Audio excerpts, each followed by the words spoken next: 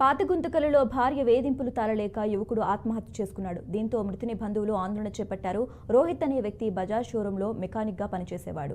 ఎమిగనూరుకు చెందిన లక్ష్మీదేవితో 2021లో వివాహమైంది. గత 6 మాసాల క్రితం వారికి బాబు జన్మించాడు.